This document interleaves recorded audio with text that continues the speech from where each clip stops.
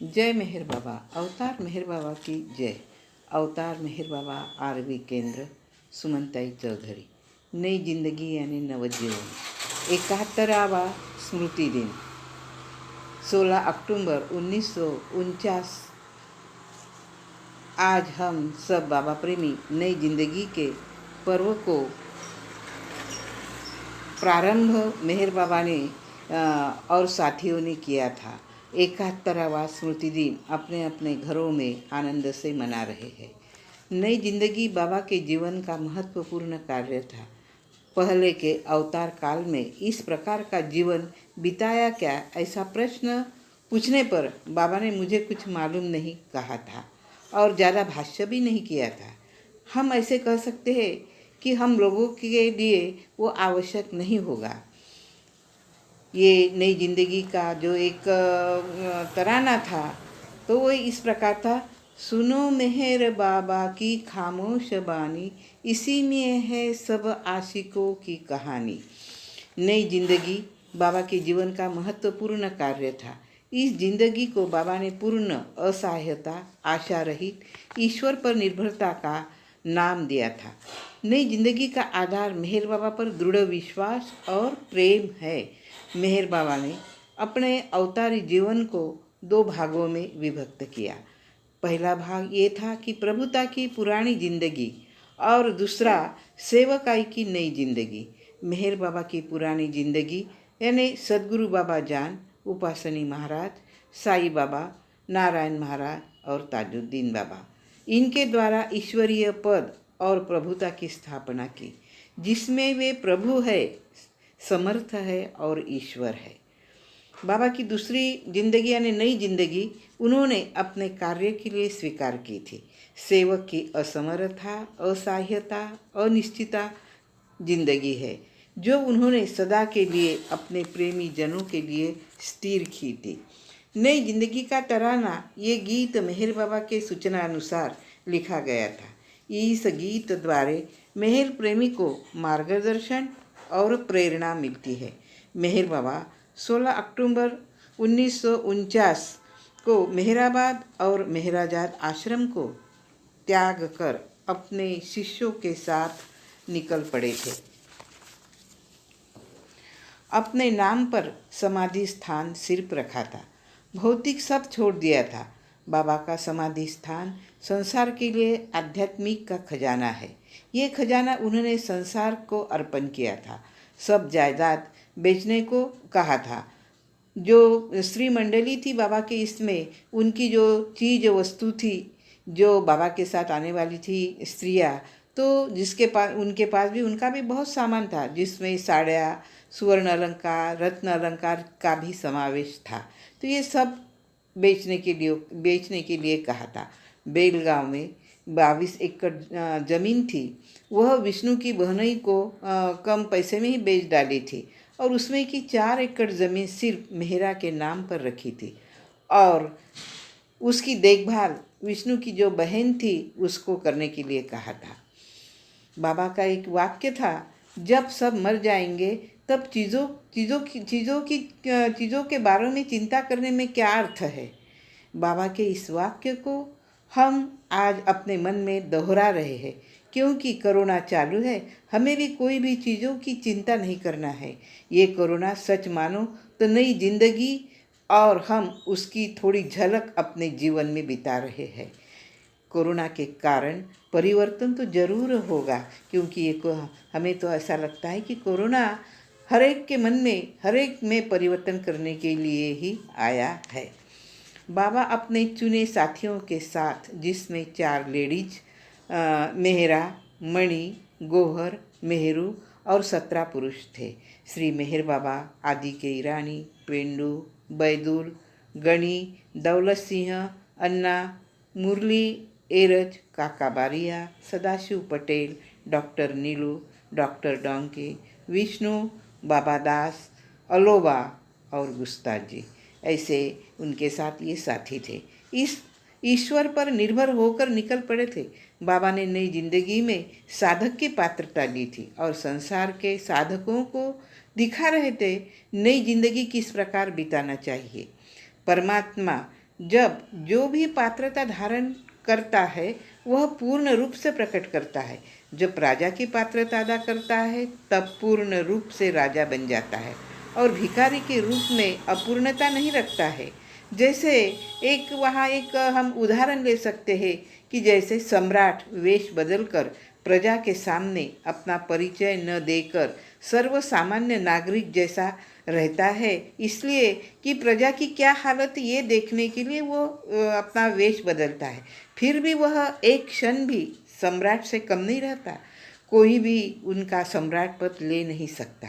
सिर्फ राज्य की व्यवस्था देखने के लिए राजा वेशांतर किया कर राजा सिर्फ राज्य की व्यवस्था देखने के लिए राजा को वेशांतर करना पड़ता है। हर एक के मन में वो हम में से ही एक है ऐसा लगता है। उस प्रकार बाबा कहते थे, मेरा दर्जा तुम्हारे साथ है। नई जिंदगी में बाबा ने वैसा ही व्यवहार किया था। साधक का जीवन भी बिता रहे थे और गुरुत्व की पूर्णता भी प्रकट कर रहे थे। अपने साथियों को आज्ञाओं से बांध रहे थे। बाबा ने नई जिंदगी शुरू करने से पहले स्पष्ट किया था, जो उनके साथ थे अपने को मुर्दा यानी प्रेत समझना। प्रेत को किसी चीज़ की आवश्यकता नहीं होती है, न कभी वो प्रश्न पूछता है, न अच्छे बुरे परिणाम में अपना नाता जोड़ता है। इस प्रकार से आंतरिक, ये बाबा कहते हैं कि इस प्रकार इसको आंतरिक संन्यास कहना है। हर कदम पर खुद का त्याग करना, इसको बाबा ने सत्यान्यासी जीवन भी समझने के लिए कहा था। और आज्ञा पालन करना ज़्यादा महत्व का था। नई जिंदगी का अर्थ आशा रहित व असहायता की जिंदगी है। इन दोनों का एक दूसरे से गहरा संबंध है। दोनों एक दूसरे पे निर्भर है। फिर भी प्रेम के आधार के बिना इन परिस्थिति का पालन कोई नहीं कर सकते। आज्ञा पालन को ज़्यादा महत्व है। नई जिंदगी के 4 टप्पे थे: लंगोटी जीवन, भटके जीवन, भिक्षादायी जीवन और कष्टकरी जीवन। बाबा कहते हैं,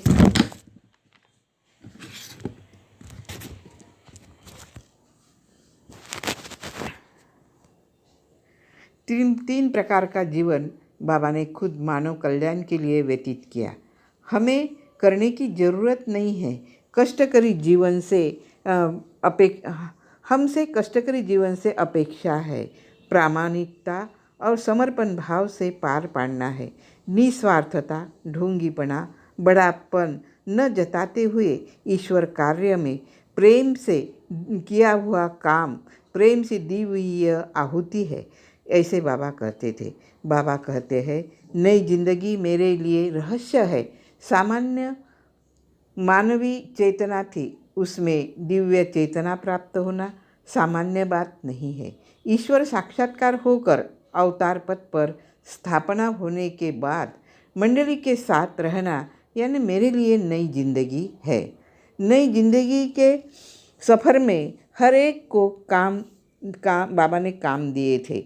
खुद भी वो काम करते थे और उस वक्त खुद के काम खुद करना पड़ता था। पानी कुएं से लाना पड़ता था। फिर भी कभी बाबा हर एक को मदद करते थे। आंतरिक और भौतिक सहायता बाबा उनको करते थे। अपने आचरण से सबक देते थे। चाबी नहीं घुमाना, चमत्कार नहीं करना। हम सब एक है, मित्रता की भावना से व्यवहार करना है। सबको मदद करते थे। बीमार कोई पड़ा तो उसकी सेवा करते थे। ये सब हम पढ़ते हैं तो हमें भी प्रेरणा मिलती है कि मदद शब्द कितना अनमोल है, जो बाबा मंडली जन को सेवकाई में प्रभुताई के आचरण में लाकर सबको सबक दे रहे थे। कुंभ में जब नई जिंदगी में थे तब कुंभ मेला में थे। एक प्रसंग है, एक शिष्य को हार्ट अटैक आया तो बाबा ने उसकी सेवा की, सबको सबक दिया कि दैनंदिन जीवन में सहायता करना कितना आवश्यक है। आज्ञा पालन उसमें एक आज्ञा पालन का भी एक है कि मुरादाबाद में गनी की इच्छा के अनुसार होटल में मांसाहारी भोजन के लिए बाबा ने पैसे दिए और खाना खाने के बाद वे आनंद में थे। फिर दूसरे दिन बाबा ने आज्ञा दी कि नई जिंदगी की कफनी पहनकर उसी होटल से भिक्षा मांग कर लाओ। उन्होंने बाबा की आज्ञा का पालन किया। जैसी परिस्थिति आती है उस प्रकार जीवन बिताना, ऐसा संदेश हमें इस प्रसंग से मिलता है। उसी प्रकार मोतीचूर यहाँ झोपड़ी में रहते थे और बाबा के साथ कुछ शिष्य हरिद्वार जाते थे, क्योंकि साधुओं के पैरों पर बाबा माथा ठिकाने के लिए जाते थे। तो उनके साथ कुछ शिष्य जाते थे और उन सबके लिए खाना बनाने का काम अलोबा करते थे। अलोबा बीमार पड़ गए तो एक सतपाल नाम का लड़का था, उसको खाना बनाया करता था। तो एक दिन उन सबको खाना खाते समय उस लड़के ने बाबा से पूछकर उनके खाने में उनको वो जब खाने को बैठे तो खाने में घी उनको दिया। तो सबको बहुत आनंद हुआ। दूसरे दिन भी खाने में अब घी मिलेगा, ऐसा आनंद उनके मन में था। लेकिन दूसरे दिन घी का डब्बा लेकर कुत्ता भाग गया। ये नवजीवन का वास्तव्य था। आनंद से ये सब जी रहे थे। मेहर बाबा ने इस प्रकार नवजीवन जीने का पाठ सबको वो अपने आचरण से दे रहे थे। एक वाक्य था बाबा का, उसमें दुख में आनंद मानना। दुख में आनंद इस शब्द का प्रयोग बाबा करते थे, क्योंकि हर कदम पर संकटों का सामना करना पड़ता था। बाबा सबको ऐशाराम के जीवन से बाहर निकाल रहे थे। पुराना जीवन नष्ट कर रहे थे और भिक्षा मांगना, पैदल चलना पहले मुसीबत लगती थी इन लोगों को, लेकिन फिर सबको इसमें ही आनंद आने लगा। संकटों से सामना करना जीवन का अटूट भाग बन गया था। इस प्रकार इस नए जीवन में बाबा उन सब के साथ अपना कार्य कर रहे थे। प्रियतम बाबा की समाधि पर लिखा वाक्य है, मास्टरी इन सर्विटेड, सेवकाई में प्रभुताई। मेहर बाबा की जीवन की पुरानी जिंदगी और नई जिंदगी की पूरी समग्रता को एक सूत्र रूप में प्रस्तुत करता है। हम अवतार का जीवन सूत्र कह सकते हैं। इस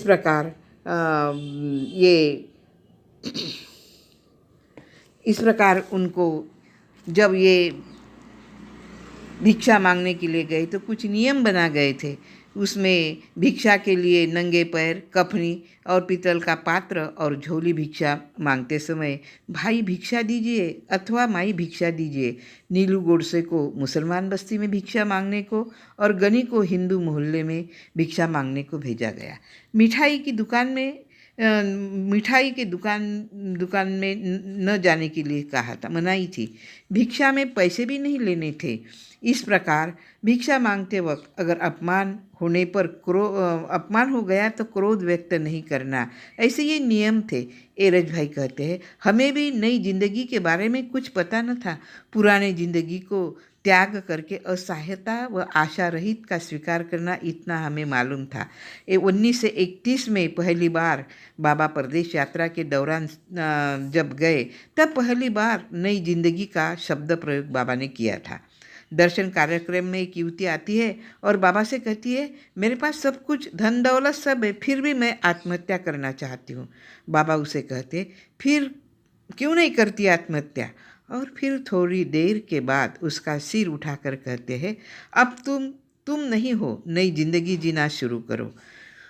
मेरे बारे में सोचो, मेरी याद करो और मुझसे प्रेम करो।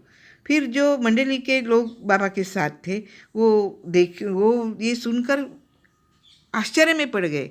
तो बाबा उनसे कहते हैं, बाबा मंडली से कहते हैं कि मैं चाहता हूँ कि तुम भी सब नई जिंदगी उस लड़की जैसे शुरू करो। इस प्रकार बाबा कहते हैं कि नई जिंदगी मेरे लिए रहस्य है। सामान्य मानवीय चेतना थी, उसमें दिव्य चेतना प्राप्त होना सामान्य बात नहीं। ईश्वर साक्षात्कार होकर अवतार पद पर स्थापना होने के बाद मंडली के साथ रहना यानी नई जिंदगी है। उसी प्रकार आज हम भी नई जिंदगी जी रहे हैं। आज हम भी कोरोना के कारण नई जिंदगी की सिर्फ झलक का अनुभव कर रहे हैं। प्रयास कर रहे हैं कि नई जिंदगी कैसी जीना पड़ती है। आशा रहित आशा रहित जीवन यानी नई जिंदगी है। अवतार मंडली के साथ थे, फिर भी मंडली को संकटों से सामना करना पड़ा। हर क्षण उन्हें आनंद के साथ बिताने पड़ते थे। दुख में आनंद नई जिंदगी मेहर बाबा के कार्य का महत्व का भाग है। इसके पहले महत्व का भाग है। और इस प्रकार इस नई जिंदगी में अपने आचरण से बाबा कहते थे मंडली जन को हर वक्त वो मदद करते थे, आंतरिक सहायता देते थे, भौतिक सहायता भी देते थे, अपने आचरण से सबक देते थे।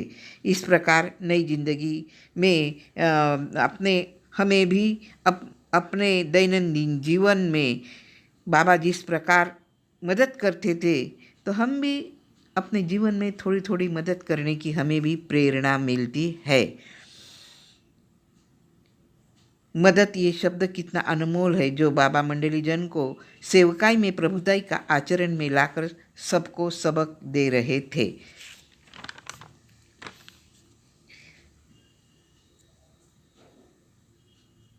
नई जिंदगी यानी हमारे जीवन में किसी प्रकार के संकट आए तो उसका आनंद के साथ सामना करना, ये हम सीख ले सकते हैं। मेहर बाबा ने कहा था, नई जिंदगी शाश्वत है। इसे जीने के लिए कोई नहीं रहा तो भी यह निरंतर रहेगी। आज हम भी नई जिंदगी जी रहे हैं।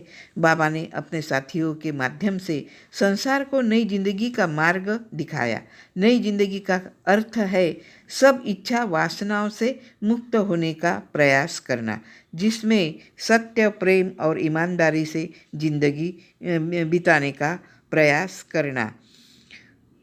परमात्मा के प्रति अगर हमें प्रेम है, हमारा विश्वास है, तो ये संभव हो सकता है। नई जिंदगी यानी परमात्मा से जुड़ रहने की जिंदगी है। इस प्रकार मेहर बाबा के द्वार पर हम पहुंच सकते हैं। नई जिंदगी में जो परिवार बाबा के संपर्क में आए थे, बाबा के प्रेम में पागल हो गए थे। फिर भी वो बहुत ही भाग्यशाली परिवार थे। अलीगढ़ के एक तोड़ी सिंह नाम की एक व्यक्ति थी, वो तो इतने बाबा के इसमें पागल हो गई थी कि उनसे कोई भी प्रश्न पूछा तो वो कहते थे बाबा जाने, इतना वे कहते थे। उनका नाम ही फिर बाबा ने बाबा जाने रखा था। बाबा का नाम सुनकर बाबा के प्रति प्रेम की ऊर्जा निर्माण होती थी।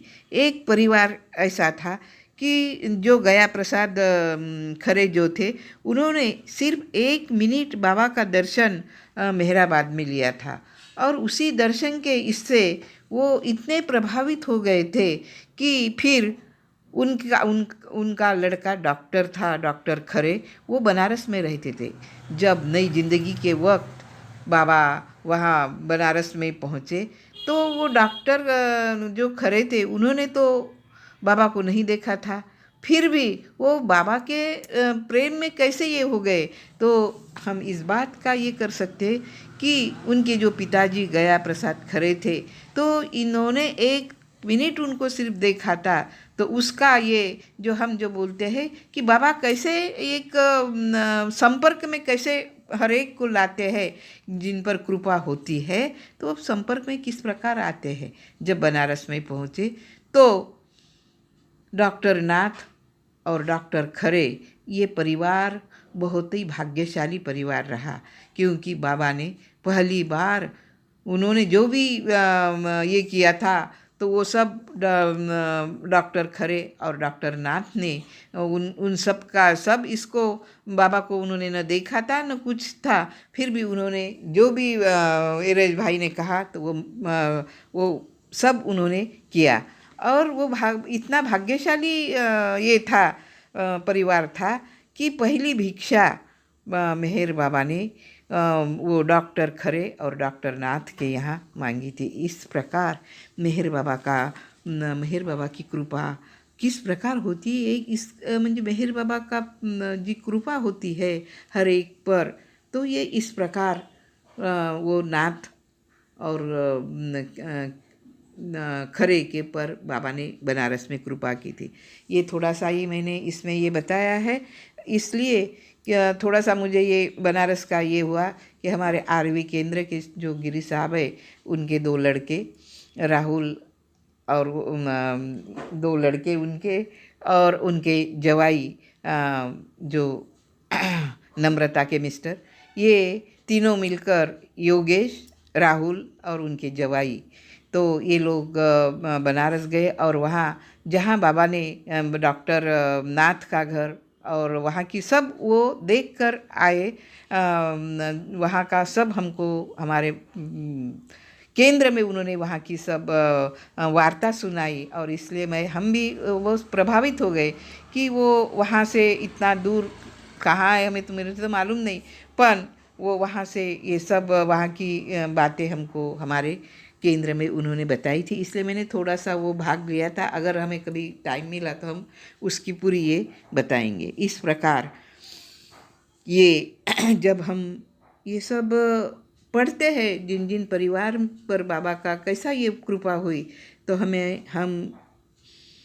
जब हम पढ़ते हैं, चिंतन करते हैं, मनन करते हैं और मन में सोचते हैं, बाबा हम पर भी तो आपकी ही कृपा दृष्टि है, क्योंकि हम भी नई जिंदगी जीने का प्रयास कर रहे हैं और आप ही मदद कर रहे हैं, इसका हमें हर क्षण एहसास होता है। इस नई जिंदगी का ही एक एक एक ऐसा भाग है बाबा का कि वो थोड़ा मैं आपको ये करती हूँ कि मनोनाश पर्व बाबा की नई जिंदगी का एक भाग था।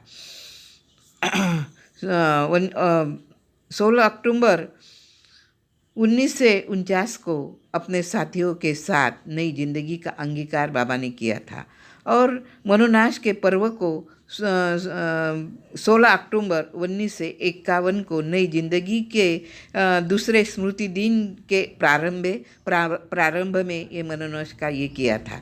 ये पर्व 6 फरवरी 1952 को समाप्त हुआ था। नई जिंदगी का प्रारंभ होने के पहले बाबा ने बहुत कड़क एकांतवास किया था। फिर मनोनाश पर्व शुरू होने के पूर्व 100 दिन बाबा महाबलेश्वर, पुणे, मुंबई में एकांतवास किया था।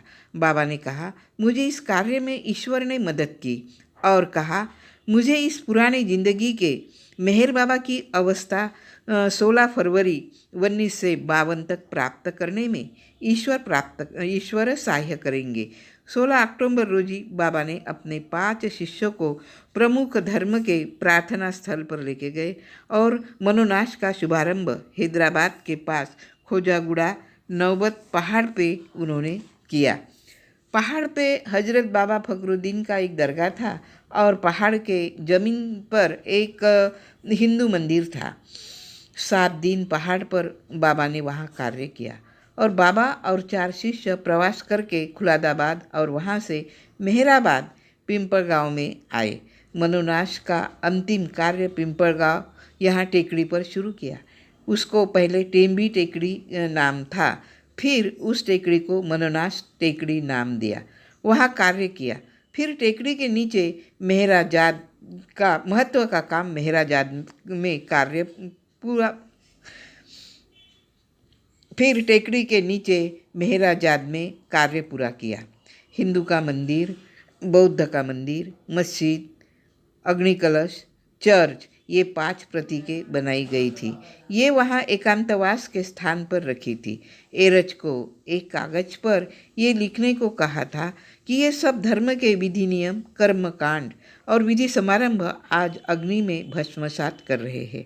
31 जनवरी 1952 को शाम को धुनी जलाई गई और उस धुनी में लिखे हुए कागज के टुकड़े करके धुनी में डाले और कहा, यह राख जमा करके टीन के डब्बे में रखने को कहा और उसको किसी को स्पर्श करने को मनाही थी। फिर हर एक वे अलग अलग धर्म की वहाँ प्रार्थना गाने को कहा। मनोनाश ये बाबा के व्यक्तिगत लाभ के लिए नहीं था।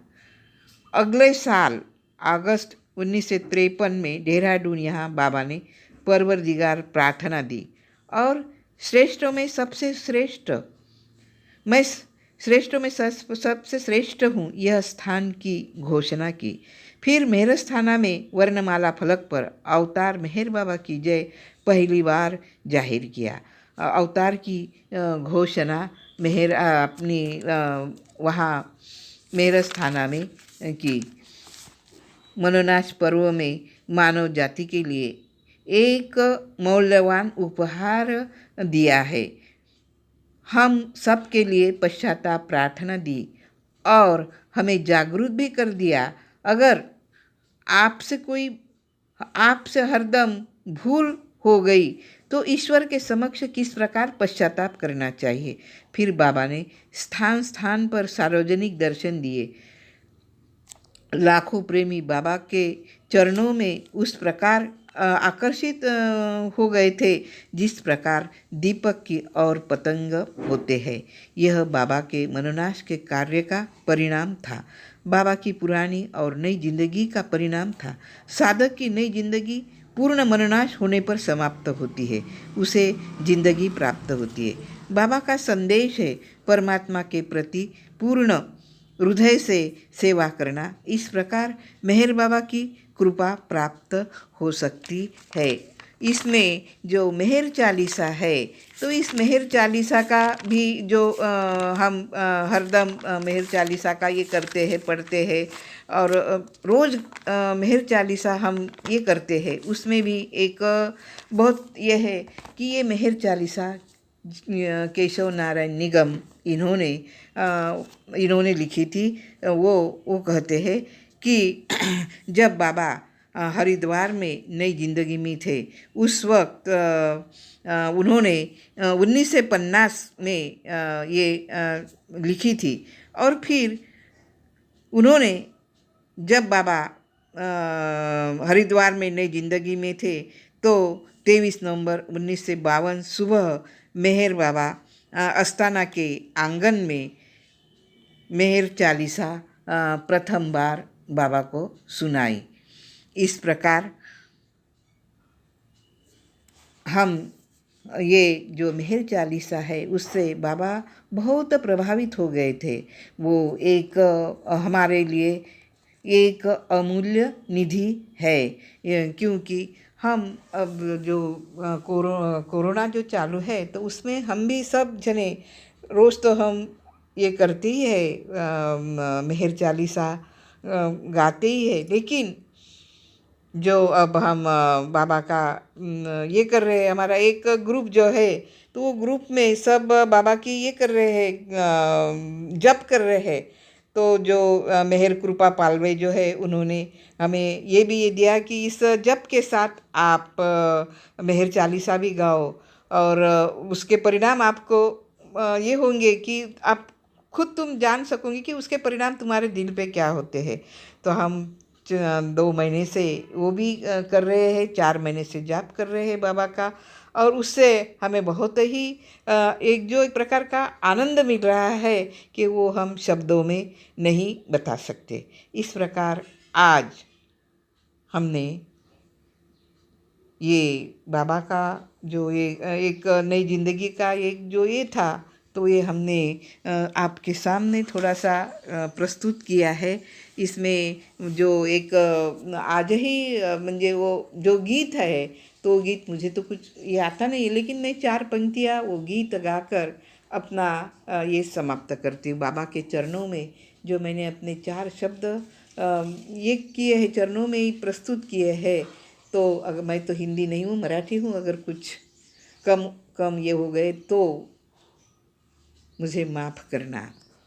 सुनो मेहर बाबा की खामोश बानी, इसी में है सब आशिकों की कहानी, है जिना तुम्हें गर नई जिंदगानी, करो तर्क दिल से ये दुनिया फानी, खुदा के भरोसे पे हम जा रहे हैं, कसम से इरादों को गरमा रहे हैं, गज़ल ना मुरादी की हम